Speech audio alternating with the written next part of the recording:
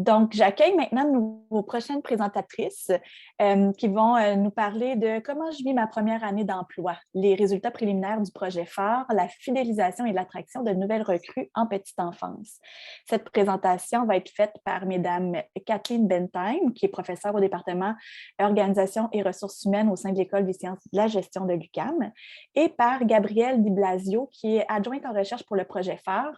Gabrielle Di Blasio est étudiante à la maîtrise en sciences de la gestion à l'École des sciences de la gestion de l'UQAM au département d'organisation et de ressources humaines. Elle est actuellement en rédaction de son mémoire, ce qui est une partie importante des études de cycle supérieur. Et son mémoire porte sur le rôle modérateur de la résilience dans la relation entre les stresseurs de rôle et l'engagement au travail. Alors voilà, je vais vous partager ce matin les résultats très préliminaires du projet phare.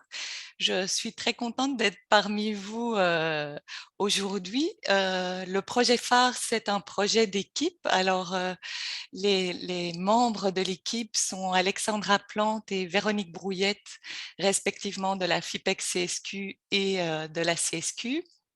Marie-Ève Rioux-Pelletier, agente de développement du service aux collectivités de l'UQAM, et Gabrielle Di Blasio, étudiante à l'ESG-UQAM et qui va faire la présentation avec moi ce matin.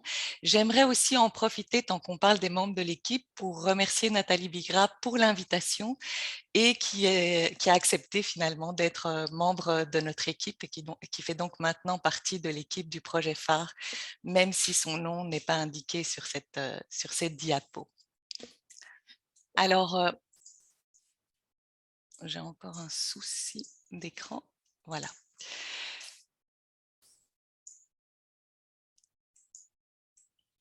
Je vais commencer par vous présenter rapidement le projet et puis on va passer aux résultats préliminaires. Le projet, la demande initiale est venue de la CSQ à travers le protocole UQAM, CSN, CSQ, FTQ et l'objectif de l'étude, c'est de documenter et de mieux comprendre ce qui se passe pour les nouvelles recrues et principalement l'attraction et la fidélisation du personnel en petite enfance dans le contexte de pénurie de main-d'œuvre actuelle. La recherche est une recherche co-construite en partenariat avec CSQ et FIPEC CSQ dans le cadre du service aux collectivités de l'UQAM.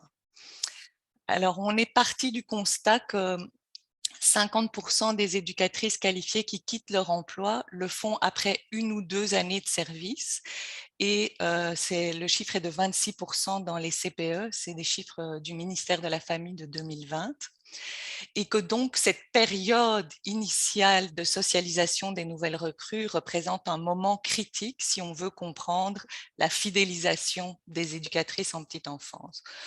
Donc, question de départ. Quelles sont les expériences de travail des éducatrices durant la première année d'emploi? On a choisi de travailler au sein de 2 contextes différents, les CPE et les services éducatifs en milieu familial, régi et subventionné.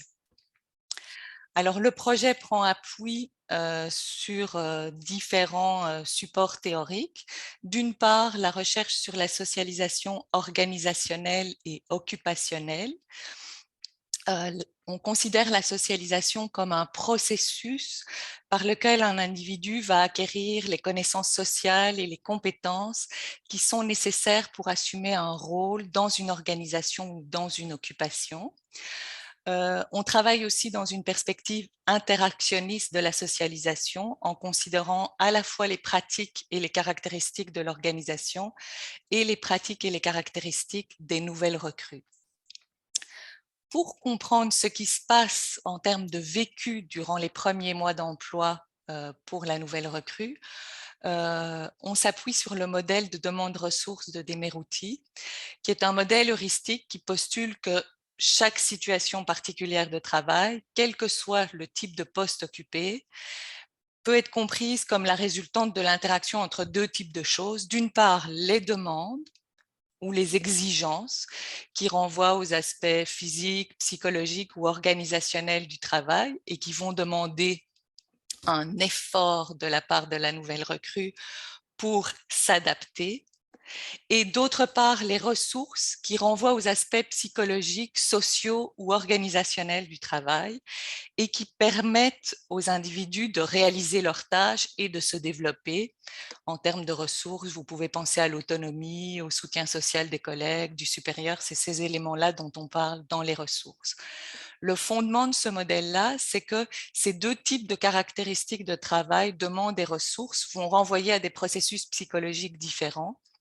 L'augmentation des demandes entraînant essentiellement des processus de stress physique ou psychologique, alors que la diminution des ressources va entraîner un désengagement, de la démotivation qui peut aller jusqu'à un retrait psychique ou physique de l'emploi, qui va se traduire éventuellement par des absences ou la décision de quitter son emploi. Et on complète ce modèle ressources-demande de Demrouti par la théorie de la conservation des ressources de Hopfol, qui permet d'amener une perspective dynamique au niveau des ressources. L'idée de Hopfol, c'est que plus les individus disposent d'une réserve importante de ressources, plus ils sont susceptibles de prendre des risques dans l'espoir d'acquérir de nouvelles ressources. Et c'est donc fondamental dans les processus d'apprentissage qui nous concernent pour les nouvelles recrues. C'est comme s'il se mettait en place un cycle de gains dans le processus.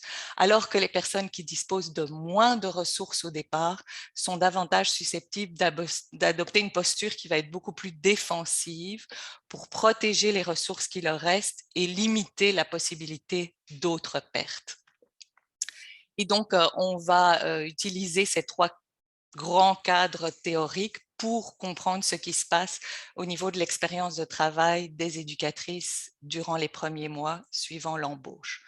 Pour réaliser ce projet, on va s'appuyer sur un devis séquentiel exploratoire. Ça veut dire quoi? Simplement qu'au niveau de la phase 1, on procède à une collecte qualitative, entrevue, focus group, et que les résultats de cette phase 1 vont éclairer la construction des outils de collecte de la phase de données quantitatives qui aura lieu dans la phase 2.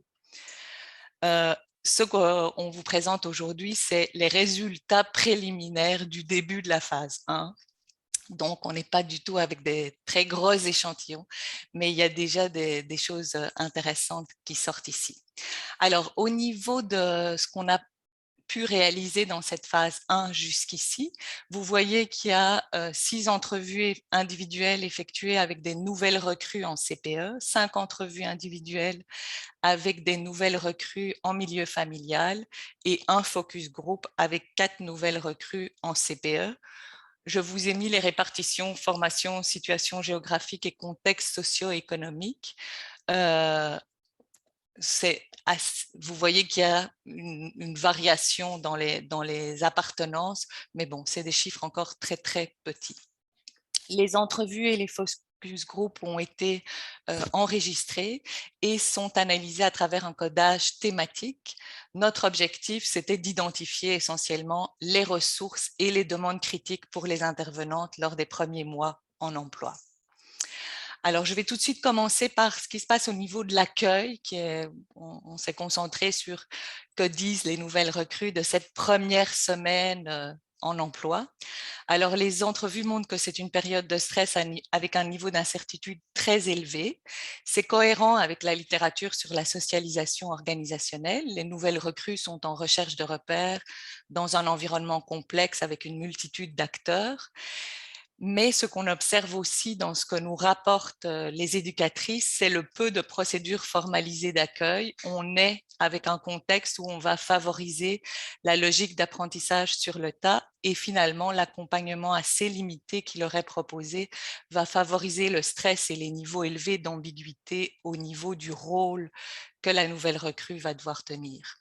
Les nouvelles recrues vont dire « je suis pitchée dans la jungle, c'est le baptême par le feu ». On m'a juste dit « il faut que tu te présentes dans tel local à telle heure » et ça a été ça mon intégration. Pour une nouvelle intervenante, c'est le petit hamster qui roule sans cesse dans la tête. Il y a tellement d'informations que tu reçois, c'est beaucoup à gérer en même temps. Et enfin, on est beaucoup en recherche de nos repères. Si on regarde ce qui se passe du côté du milieu familial, il y a deux éléments qui viennent compléter ce portrait. C'est d'une part le fait que les enfants et les parents sont eux-mêmes dans un processus de socialisation, puisqu'ils sont tous nouveaux, ils apprennent à se connaître et ils testent les limites de la nouvelle éducatrice. Ils étaient tous nouveaux entre eux, ils apprenaient tous à se connaître, ils se testent entre eux autres. Deuxième élément, c'est la lourdeur et la paperasse administrative qui caractérisent cette période d'accueil. Donc, j'ai passé la semaine à rencontrer les parents, à faire les signatures de contrats. Au travers de ça, j'ai eu la visite du bureau coordonnateur pour rencontrer l'agente de conformité. Après, j'ai eu la visite de la personne qui fait de la pédagogie, etc. Donc, ces deux éléments qui viennent compléter le tableau. Ça, c'est pour juste la période d'accueil. Je vais passer la parole à Gabrielle qui va vous parler des premiers mois d'emploi et finalement de la première année à travers le modèle demande ressources de Demerouti. Bonjour, merci Kathleen. Donc, nous allons présenter deux modèles, un pour les éducatrices en CPE et un pour les responsables de services éducatifs en milieu familial.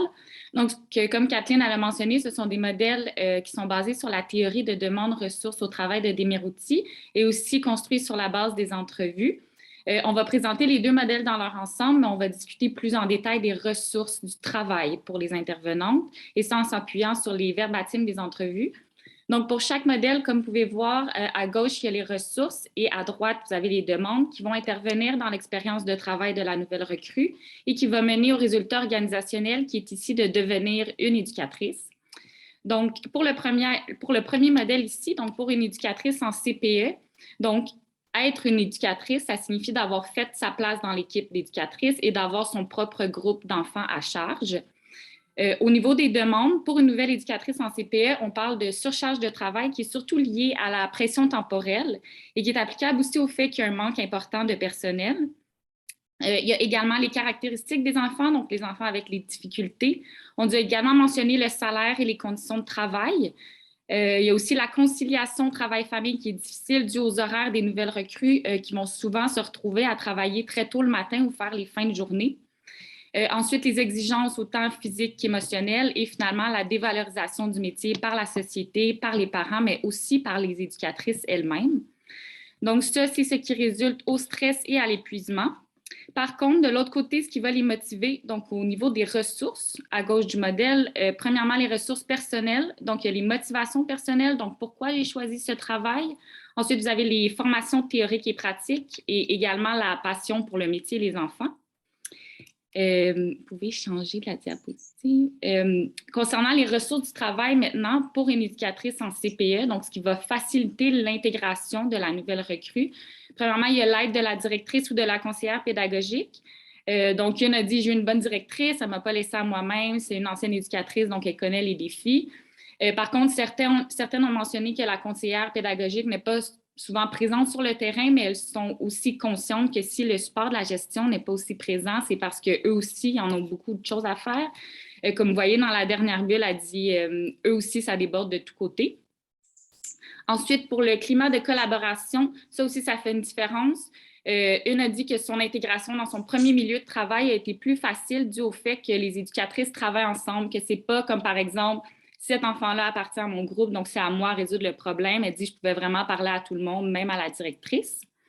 Ensuite, le fait d'avoir un espace physique de partage, donc un lieu qui permet les rencontres, les échanges entre les collègues. Elle dit que c'est vraiment ça qui manque, une place où je peux m'asseoir et hop, mon collègue arrive, on discute d'une situation X, Y, Z. Elle dit que ce serait motivant, ça pourrait nous aider. Il y a également le fonctionnement en duo qui facilite l'intégration. Donc, une a dit le fait d'être deux, c'est motivant comparativement à ceux qui ont leur propre groupe et qui sont seuls dans leur local. Une autre a dit ça m'a vraiment poussé à me développer, à avoir plus de confiance en moi, à traduire des choses, à m'exprimer. Dans le même ordre d'idée, il y a le modèle de rôle. Il semblerait qu'il y ait souvent une éducatrice en particulier auquel elles vont se référer. Souvent, ça va être quelqu'un d'expérimenté, donc on parle de plus de 15 ou 20 ans d'expérience. Et finalement, la possibilité de se former et de développer les compétences. Donc, il y a souvent eu mention de compléter l'apprentissage avec d'autres formation, soit pour approfondir des connaissances plus ciblées ou encore de juste pallier le manque de confiance par plus de formation. Comme vous voyez dans la troisième bulle, elle dit... Oh, pardon. Ouais, dans la troisième bulle, elle dit j'avais pas assez de bagages, donc moi, dans la prochaine année, je vais diminuer ma charge de travail en optant pour un poste rotatif au lieu d'avoir un groupe à sa charge. Donc, elle veut prendre un recul, diminuer ses responsabilités, reprendre de l'expérience pour éventuellement reprendre un groupe d'enfants à sa charge. Donc, ça, c'est ce qui était pour les ressources du travail pour une éducatrice en CPE. Maintenant, concernant la première année d'une responsable d'un service éducatif en milieu familial, donc pour une RSE, de se sentir pleinement en contrôle de son rôle, ça signifie premièrement avoir établi une routine avec le groupe d'enfants, de maîtriser son groupe, de comprendre les besoins et les particularités de chaque enfant, d'avoir la confiance des parents, mais également de mettre ses limites par rapport aux exigences des parents. Concernant les demandes, à droite, il y a la surcharge de travail qui va se traduire par les heures supplémentaires à faire en dehors des heures d'ouverture du service éducatif. Il y a aussi le fait de trouver le bon fit avec les parents parce que ce n'est pas tous les parents qui ont la même vision des choses par rapport à l'éducation. On va parler aussi de la pression des parents, le fait aussi d'avoir à s'adapter à pas un, mais à plusieurs enfants en même temps, et ça, dès l'ouverture du service éducatif. Il y a également la logistique derrière la gestion d'un groupe de 6 enfants qui souvent va être un groupe multi-âge. On nous a également mentionné la solitude et il y a aussi les remises en question qui vont être accentuées par le fait d'être seul et de ne pas pouvoir échanger sur les difficultés. Elles vont mentionner aussi le budget et le revenu qui n'est pas suffisant et finalement la conciliation travail-famille et ça surtout pour les mamans qui ont des jeunes enfants à la maison et qui doivent apprendre à distinguer et gérer le rôle de maman et d'éducatrice en même temps. Donc, tout ça, ça nous mène au stress et à l'épuisement. Et à l'inverse, ce qui les motive, donc les ressources, c'est la même chose pour les ressources personnelles. Donc, il y a la motivation personnelle, formation théorique et pratique et la passion pour le métier les enfants. Ensuite, concernant les ressources au travail pour une RSE, donc, premièrement, le fait de travailler à deux, certaines ont des assistantes et ça leur permet de se questionner. Elle dit, on est toujours en train de se poser des questions, de se parler. Contrairement à quelqu'un qui est seul chez elle, ça peut devenir vite demandant. Il y a également le contact avec les autres éducatrices qui aide grandement parce qu'ils en ont des choses à se dire. Comme une a dit, des fois, on va prendre des marches et ça peut prendre 3 heures. Ou encore ici, elle dit, il y a des journées où ce que tu penses que chez vous, ça allait mal été, mais en entendant les autres, tu dis, OK, finalement, c'est pas si pire, c'est pas parce que tu es nouvelle ou parce que tu n'es pas bonne. Elle dit, c'est juste ça, la petite enfance, c'est la réalité. Et finalement, le soutien du bureau coordonnateur qui aide aussi. Une a dit qu'elle a été accompagnée, c'est apprécié, c'est encourageant. Et dans la deuxième bulle, vous pouvez voir, c'est une intervenante qui se posait une question par rapport au comportement d'un enfant. Elle dit, la personne est venue chez moi, elle a observé un petit peu, elle m'a donné des livres, des documents, des références. Donc, on lui a fourni des outils. Donc, voilà, c'est ce qui conclut les ressources du travail pour une responsable de service éducatif en milieu familial. Et je repasse la parole à Kathleen pour la suite. Alors, c'est donc nos résultats préliminaire ici et comme l'a souligné Gabrielle, il semble que les relations interpersonnelles entre les nouvelles recrues et les autres éducatrices représentent des canaux importants à travers lesquels les nouvelles éducatrices vont acquérir les connaissances, les habiletés, les comportements pour s'ajuster à leur nouveau contexte. Or, ce qu'on constate, c'est que dans le contexte de crise actuelle, il y a comme une lourdeur. La nouvelle se vit elle-même comme une lourdeur par rapport à l'équipe des éducatrices en place. Vous avez ici ce que rapportent les nouvelles recrues. Donc, rappelez-vous qu'elles parlent d'elles-mêmes quand elles parlent des nouvelles. Les éducatrices chevronnées traînent des boulets, les nouvelles recrues. Aider une nouvelle, l'entraide, tu veux bien, mais tu ne peux pas toujours non plus. Donc, venir s'occuper de la nouvelle, c'est comme une charge de plus que parfois on veut délaisser parce qu'on en a déjà trop.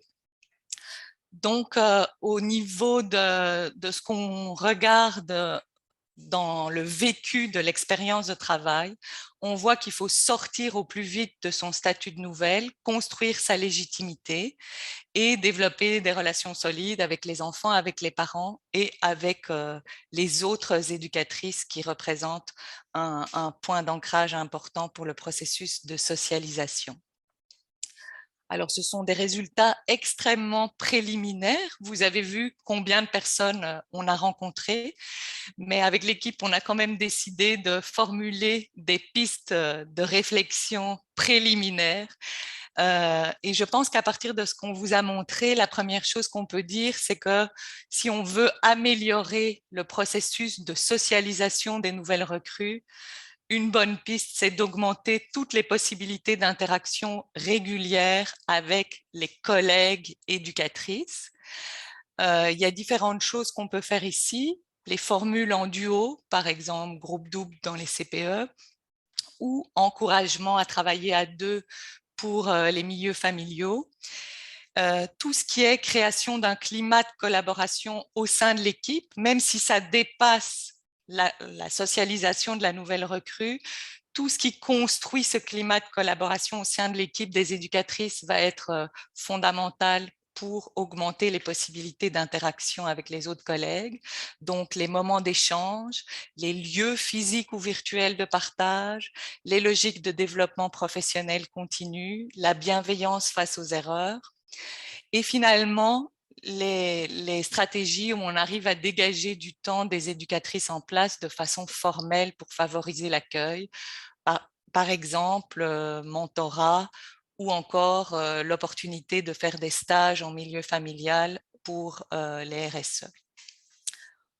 Deuxième groupe de pistes, ce serait de travailler sur les stratégies de gestion du stress, donc éventuellement tous les processus sociaux de partage et de soutien affectif qu'on peut mettre en place, des réseaux de nouvelles RSE, des groupes de partage, etc. Le soutien de la direction, qui est un soutien fondamental pour faire face à cette période-là, et accroître les capacités de régulation émotionnelle. Pour les nouvelles qui rentrent, ça peut aider également. Alors, résultat très préliminaire, la suite du projet, c'est on continue les entrevues individuelles et collectives et ça va nous aider à construire notre questionnaire pour la suite. Les retombées attendues sont non seulement pour les syndicats, en termes d'éclairer les obstacles et les leviers du processus d'accueil et d'intégration, mais aussi éclairer les pratiques de fidélisation et de rétention durant la première année.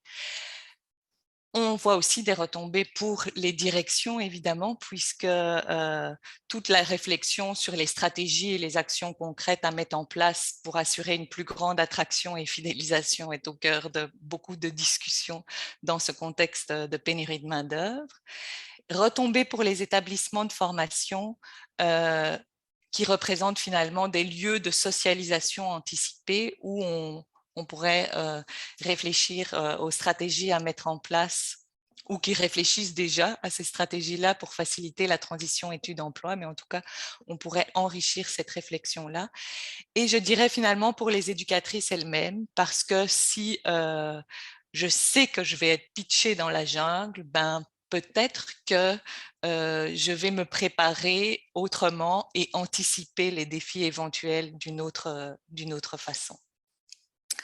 Alors voilà, merci pour votre attention. Puis si vous souhaitez être tenu informé des prochaines étapes du projet, vous avez 2 adresses courriels possibles ici, l'adresse du projet puis mon adresse personnelle. Puis voilà, si vous avez des questions et des commentaires, Véronique Brouillette est également présente ici, si vous le souhaitez.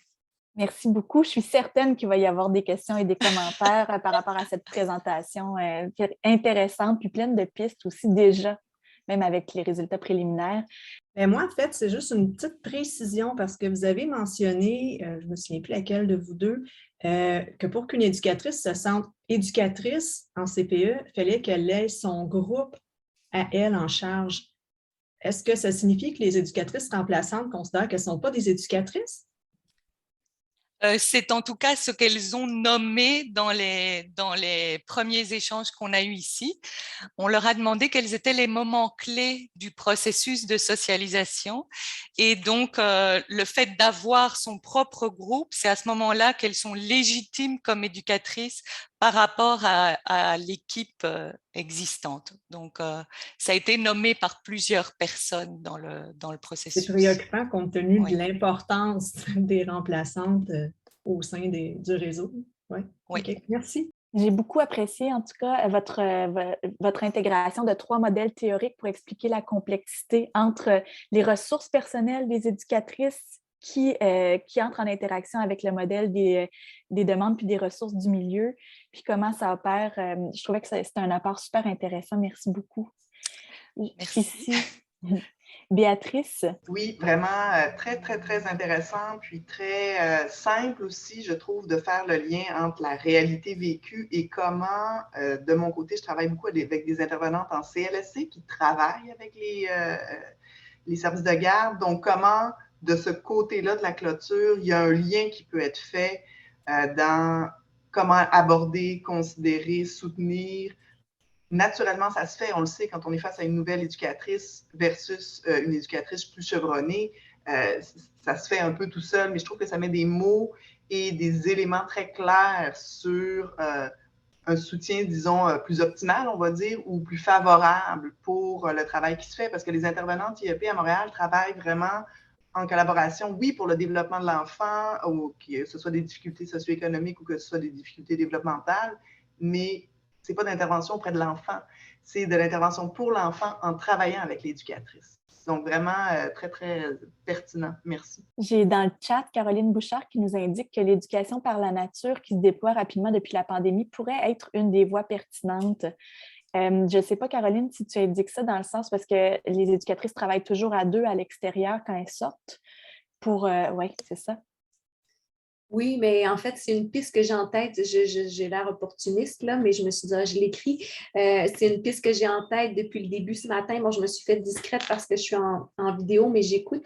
Puis c'est une piste que j'ai parmi d'autres solutions qui ont été énumérées depuis ce matin que je trouve fort pertinentes parce que je réfléchis depuis ce matin à me dire, mais qu'est-ce qu'on peut faire? Quelles solutions on peut envisager? Puis je pense qu'il y a une panoplie de solutions qui doit être préconisée. Ce n'est pas une voie particulièrement, mais il y a un ensemble de solutions, je crois, de moyens qui peuvent être mis en place pour assurer le bien-être des éducatrices, la rétention du personnel. Puis je trouve de mon point de vue qu'il y en a plusieurs, mais ce que je peux ajouter, qui n'a peut-être pas été nommé, c'est vraiment cette idée d'éducation par la nature, c'est-à-dire que le fait de se retrouver en milieu naturel, mais ça peut être aussi simple que d'être dans la cour extérieure, d'être en éducation par la nature quand on va dans un parc urbain ou encore dans un boisé, une berge, c'est pas obligé d'être une forêt.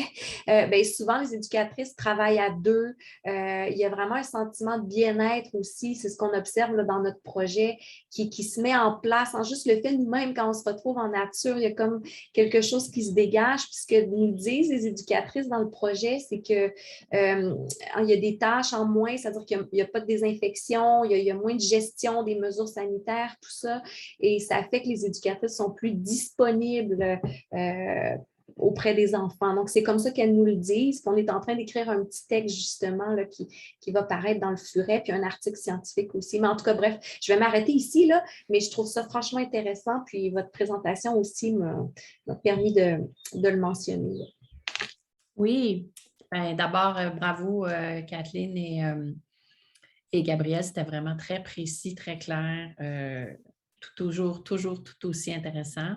Moi, j'aurais envie de vous entendre sur la toute dernière phrase que tu as mis dans les recommandations. Soutenir les éducatrices au niveau de la régulation émotionnelle. Est-ce que vous aviez quelque chose de précis en tête? Puis ben, j'avais envie de vous dire, ben, écoutez bien ma prochaine présentation parce qu'on a des idées aussi là-dessus pour la régulation émotionnelle. Mais avais-tu quelque chose en tête de spécifique?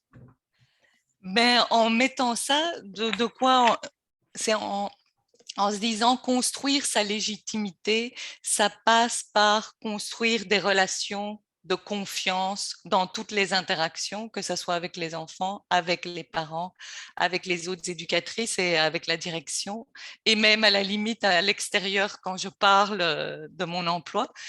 Et finalement, construire ces relations de confiance-là, ça prend appui sur les habiletés interpersonnelles et sur les capacités de régulation émotionnelle. Donc, c'est pour ça qu'on a mis l'accent là-dessus en disant le processus de socialisation, il passe essentiellement par la construction de ces relations de confiance-là. Oui. Parce que c'est ça qu'on dans la avait. recension des écrits que j'avais fait sur les facteurs qui favorisent la rétention, on abordait l'importance de soutenir au niveau socio-émotionnel les nouvelles recrues. Donc, c'est vraiment régulation émotionnelle, socio-émotionnelle, de les accompagner, de prévoir en fait pas nécessairement des dispositifs, mais de s'assurer qu'à l'intérieur de ce qu'on offre comme accompagnement à l'insertion professionnelle, il y a aussi cette possibilité-là. Mais c'est pour ça que je faisais du pouce là, sur ce que tu m'avais, ce que j'ai vu dans la dernière diapo. Mais évidemment, c'est très préliminaire. On va pouvoir continuer à en discuter, mais c'est tellement intéressant. Merci.